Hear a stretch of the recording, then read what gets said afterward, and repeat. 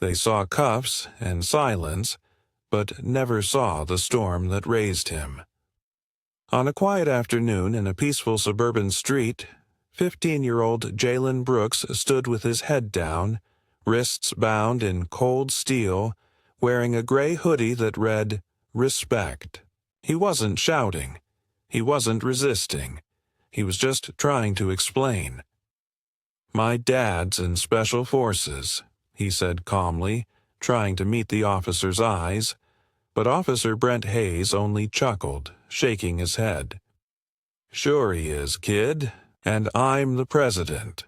The words stung, not because they were sharp, but because they were so confidently wrong. Jalen had been stopped, questioned, and handcuffed without cause. And as he stood there, surrounded by whispers and camera phones, he said nothing more. Because he didn't have to. They thought they had a liar in custody, until the truth pulled up in uniform. Where are you watching from? If you've ever been judged before you even spoke, this story is for you. Jalen Brooks was the kind of kid teachers remembered for his silence, not because he was shy, but because he listened more than he spoke. At 15, he carried himself, with a calm that felt older than his age. He was sharp, polite, and observant, the product of being raised by a man who believed discipline wasn't just taught, it was lived. His father, Major Andre Brooks, was Special Forces, a shadow in foreign lands, a name that echoed in military circles with respect, and a presence that made most men sit straighter. But at home, Andre was something else entirely. He was gentle with Jalen, never forceful, never loud. He taught him to hold his words until they mattered and to walk with quiet dignity, even when others shouted around him. That wasn't always easy for Jalen. He lived in the shadow of a giant. At school, on the street, people saw a quiet black kid in a hoodie. They didn't see the endless drills he'd done in their backyard. They didn't see the man who tucked him in with hands that had held rifles.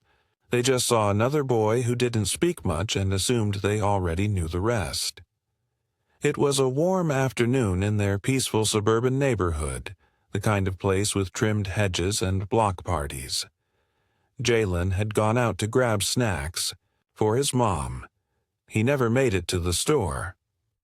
Officer Brent Hayes, a patrol cop with a reputation for being firm and always alert, saw him walking near a parked car that had been reported earlier.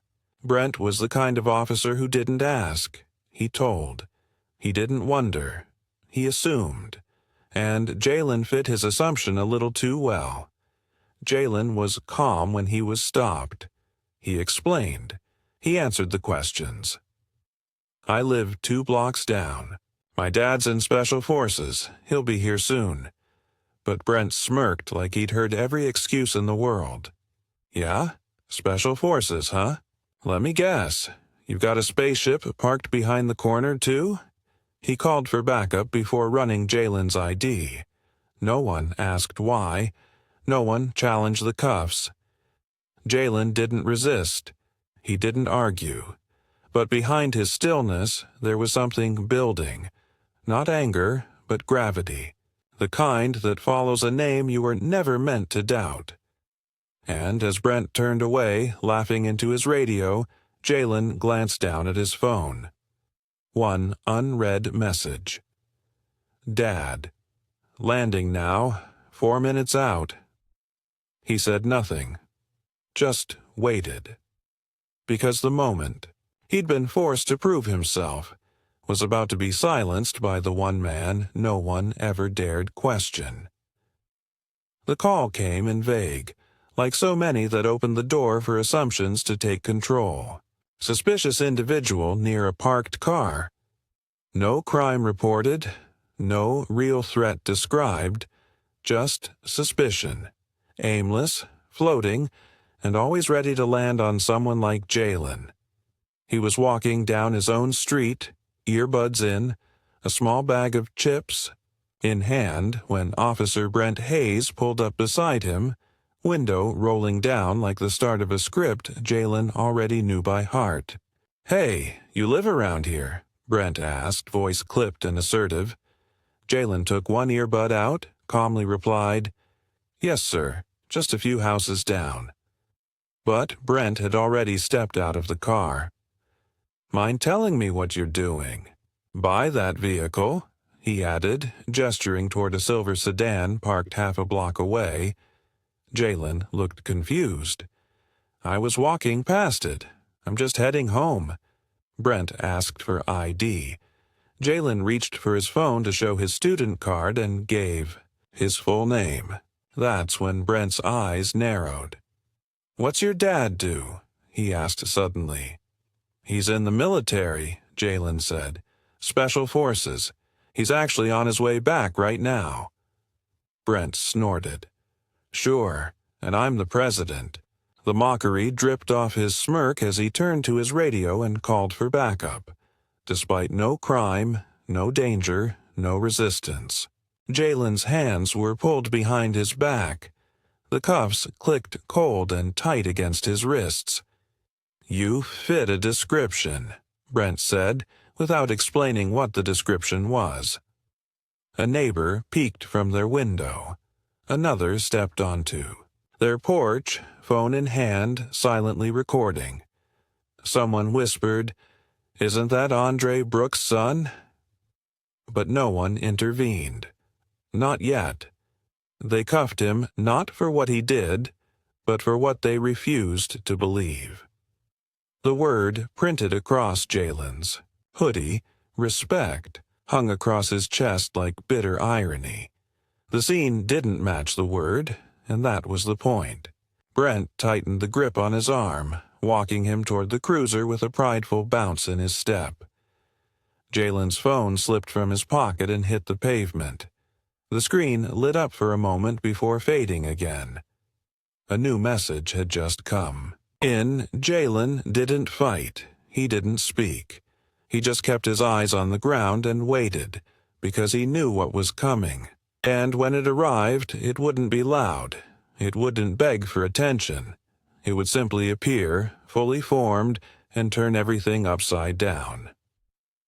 Brent was leaning against the hood of his cruiser now, arms crossed, chuckling as he watched Jalen sit silently on the curb, hands still cuffed behind his back.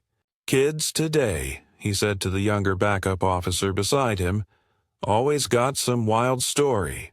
Special Forces, Dad? Please. If I had a dime for every lie I've heard like that." But the words barely left his mouth before the sound of thick tires gripping asphalt silenced them. A matte black SUV, military grade, turned the corner with precision, its engine humming low like something too powerful to make noise.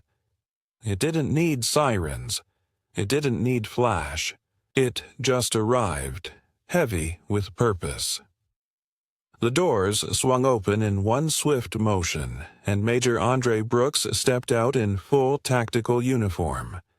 No hesitation, no doubt. His Special Forces insignia glinted beneath the sun, his chest adorned with medals and his gaze carved from stone. He didn't rush. He didn't flinch. Every step he took toward the scene felt like a verdict. The laughter died in Brent's throat before he realized why. The second officer beside him instinctively took a step back. "Take your hands off my son. Now." Major Brooks didn't raise his voice. He didn't have to. His words sliced through the air with surgical precision. A statement. A command. And the entire street paused with him. The neighbors stopped recording, but only because their phones began shaking in their hands. No one had ever seen something like this. Not in this quiet neighborhood. The man before them wasn't just a soldier. He was a force that made everything around him answer to truth. He didn't shout. He didn't rage. He arrived, and the street fell silent. Brent stammered. "Sir, I didn't know. He fit the description." But even he could hear how empty the words sounded now. Major Brooks didn't look at him. He looked only at his son, sitting still, quiet, with dignity pouring from every line of his body. For the first time since the cuffs had been locked, Jalen lifted his head and met his father's eyes. He didn't need to say anything. That look, half apology, half resilience, was enough. Major Brooks turned toward the officers and calmly pulled out his credentials. Military ID, department clearance. Verified rank. "You just cuffed the son of a man who protects your right to wear that badge," he said. Brent's face turned pale. The other officer said nothing. There was nothing left to say. Major Brooks walked to Jalen and knelt beside him. He gently unlocked the cuffs, then placed a hand on his son's shoulder. "You okay?" he asked softly. Jalen nodded, swallowing the lump that had risen in his throat. "Yeah, Dad, I knew you'd come." The moment didn't need fireworks. It didn't need shouting or headlines. It was powerful because it was still, because it proved that truth doesn't need a megaphone. It only needs to arrive, on time, in full, and with nothing to prove but everything to show. As the dust settled and the street returned to its usual quiet, the story was just beginning to unravel. Only now it was being told by the people who had once stood silent. It didn't take long for someone to upload the neighbor's video online. The clip was just under a minute, but that was all it needed. It showed everything. Jalen sitting quietly in cuffs, Brent Hayes laughing, and then the SUV rolling up like justice wrapped in steel. The moment Major Brooks stepped out, the comments exploded. Within hours, hashtags like "Shoo, he told you" and "Irrespect, his name" began trending nationwide. People weren't just reacting to what happened. They were responding to what it represented. The boy they'd doubted had told the truth, and the men who mocked him were now scrambling for cover. What the public soon learned added gasoline to an already raging fire. Major Brooks wasn't just any Special Forces officer. He had just returned from a classified operation the governor himself had publicly praised the day before. His name was in headlines, his commendation highlighted in press releases. The irony was blistering. A man celebrated as a national asset had come home to find his son humiliated for simply mentioning his name. And the man responsible? Officer Brent Hayes, now exposed for a string of citizen complaints dating back years, accusations of racial bias, patterns of profiling, and suddenly, the department's silence became its own indictment. Internal Affairs launched a formal review before the news cycle could turn again.